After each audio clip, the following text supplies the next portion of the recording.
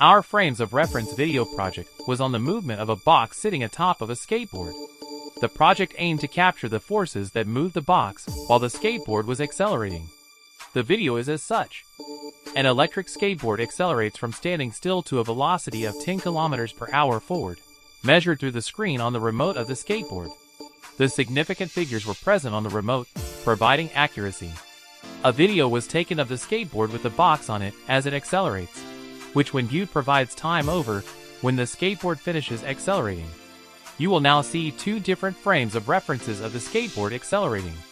One in the inertial, from standing on the driveway, and one in the non-inertial, tracking the skateboard as it accelerates.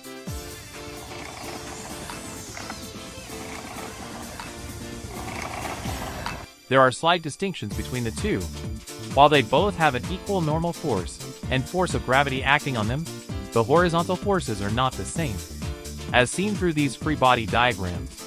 In the inertial frame of reference, the horizontal force acting on the box is kinetic friction between the box and the skateboard. In this frame of reference, as there is an imbalance of forces, it accelerates forward. In the non-inertial frame of reference, the horizontal forces are kinetic friction and a fictitious force. In this frame of reference, it accelerates slightly backward, as the fictitious force acting on it is greater than the kinetic friction force.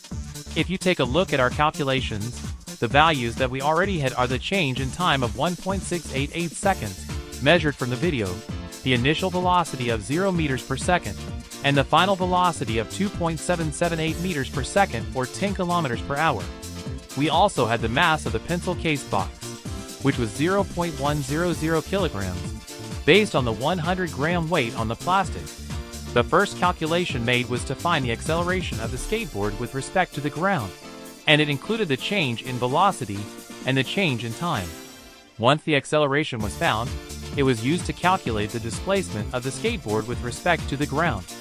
Next, we took the displacement of the skateboard with respect to the ground and subtracted the length of the skateboard from a pencil marking, 67.1 centimeters, to find the displacement of the box with respect to the skateboard. Using this displacement of the box, we found the acceleration of the box using a rearranged version of one of the displacement equations.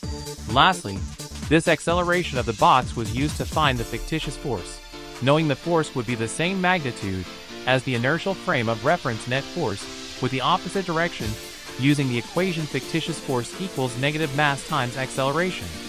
Thus the fictitious force acting on the box was 0.118 newtons backwards.